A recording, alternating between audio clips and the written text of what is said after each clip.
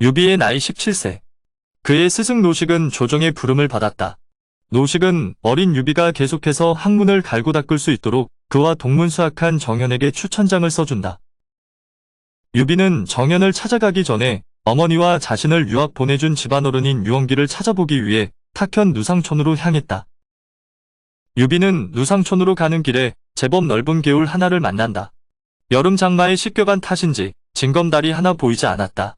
할 수 없이 유비는 신을 벗고 바지를 걷은 채 물을 건너기 시작했다.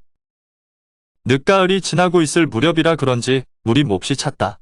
거기다 물 가운데는 보기보다 깊어 유비의 아랫도리는 물에 흠뻑 젖어 있었다. 개울을 다 건넌 유비가 길을 떠나려 할 때 뒤에서 누군가 불렀다. 섞어라 귀 큰 어린 놈아. 귀담아 들어야 겨우 알아들을 만큼 낮았지만 이상하게 또렷하게 들리는 목소리였다. 허름한 차림의 노인이 지팡이를 짚고 서 있는 것이 아닌가. 어르신 무슨 일이십니까? 하고 유비가 물었다. 다리도 없고 배도 없으니 이 늙은 것이 어떻게 물을 건너란 말이냐? 유비는 노인의 말투가 귀에 거슬렸지만 말없이 건너온 냇물로 다시 들어갔다. 상대는 노인인데다 자신은 이미 젖은 몸이었다. 그리고 너무나 당당한 노인의 요구도 예사롭지 않았다. 유비는 반드시 어떤 까닭이 있을 것 같은 예감이 들었다. 유비가 노인을 업고 개울을 건너왔을 때 노인이 진보다리를 두고 왔다고 했다. 유비가 가만히 노인을 쳐다보니 갑자기 노인이 유비에게 호통쳤다. 이런 멍청한 녀석 같으니 너는 내가 보따리를 두고 왔다는 말을 듣지 못했느냐? 유비는 얼떨결에 다녀오겠다는 대답을 했다. 그랬더니 노인은 더욱 언성을 높여 꾸짖는 것이 아닌가? 내가 어디 가서 그 보따리를 찾는단 말이냐? 잔말 말고 다시 나를 업어라. 그 말을 들으니 유비도 은근히 화가 치밀어 올랐다. 일부러 자신을 괴롭히려 드는 듯한 느낌마저 드는 탓이었다. 누상촌까지 해 떨어지기 전에 가려면 갈 길도 바빴다. 그러나 유비는 다시 말없이 그 노인을 업었다. 유비는 그냥 떠나버리면 이미한 수고까지 소용없어져 버리지만 한 번 더 다녀오면 그 수고는 2배로 남게 된다고 생각했기 때문이었다. 다행히 그 노인은 한 번 더 냇물을 건너갔다 오는 것으로 더는 유비를 괴롭히지 않았다. 대신에 냇가의 마른 풀 위에 털썩 앉으며 전과 달리 부드러운 목소리로 물었다. 내 이름이 무엇이냐? 유비라고 합니다. 좋은 상이다. 무슨 말씀이신지 모르겠습니다. 10,000가지 상 가운데서도 마음의 상이 제일 중요하다는 뜻이다. 노인은 그렇게 말하더니 갑자기 험한 눈길이 되어 다그쳤다.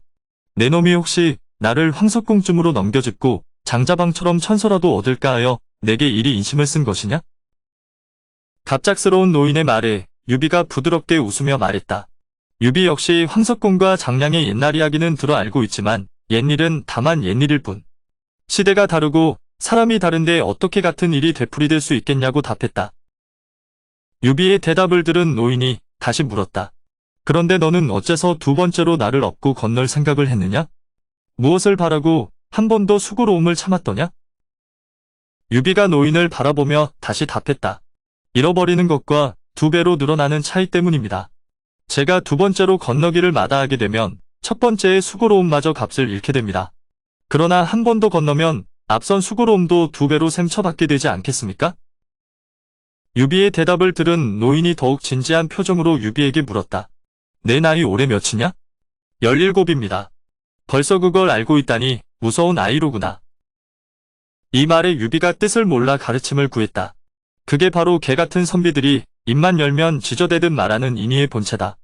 그걸로 빚을 주면 빚진 자는 10배를 갚고도 아직 모자란다고 생각하며 그걸로 다른 사람을 부리려 들면 그 사람은 목숨을 돌보지 않고 일하게 된다. 나도 내게 빚을 졌으니 호된 값을 물어야겠구나.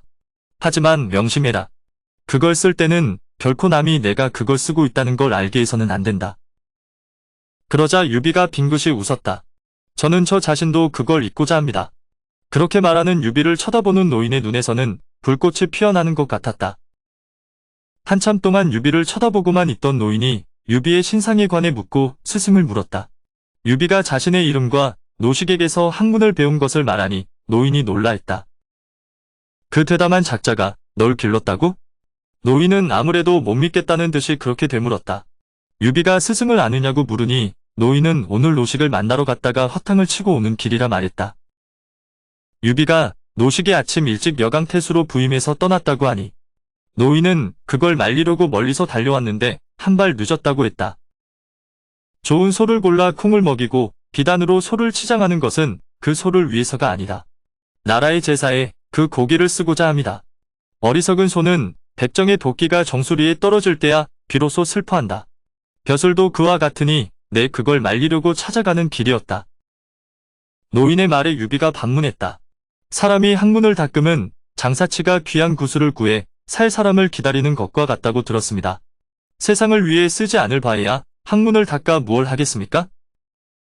이 말을 들은 노인이 탄식하듯 말했다.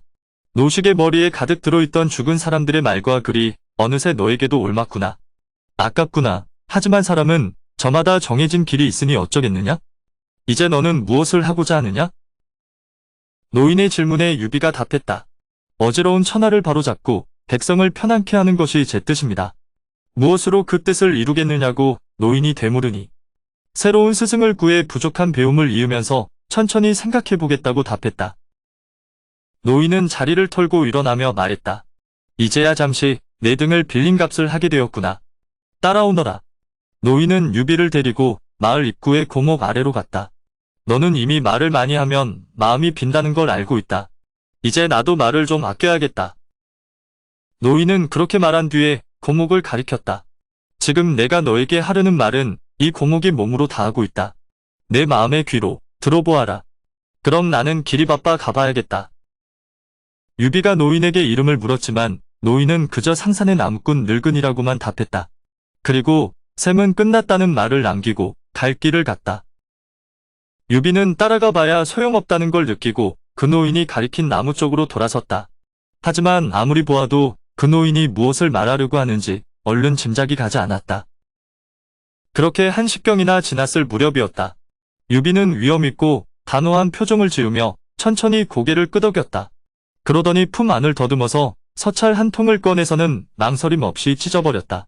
전날 스승 노식이 그를 위해 정연에게 쓴 추천장이었다. 유비는 더 배워봐야 이미 죽은 사람들의 말이나 글로 공연히 머리만 썩일 뿐이라 생각했다. 나무가 오래되면 높이 있는 가지부터 마른다. 그리고 땅에 가까워져 올수록 살아있는 것들이 늘지만 그것도 그 고목의 줄기에서 시작한 가지는 오래 자나 말라들고 말 것이다. 그러나 뿌리는 의지했으되 땅의 힘을 빌려 새로 돋은 가지는 싱싱했다. 세월이 지나면 반드시 또 하나의 거목으로 자라리라. 나는 바로 그런 가지가 되겠다. 시들어가는 한실의 권위에 기대지 않고 백성들 속에서 그들의 믿음과 사랑에 힘입어 스스로 자라 보이겠다. 고조 유방이 한낱 정장으로 역도들을 이끌고 바닥에서 몸을 일으켜 천하를 바로 잡았듯이. 오늘의 영상은 여기까지입니다. 영상이 도움이 되셨다면 구독과 좋아요, 알람 설정 부탁드립니다. 시청해주셔서 감사합니다.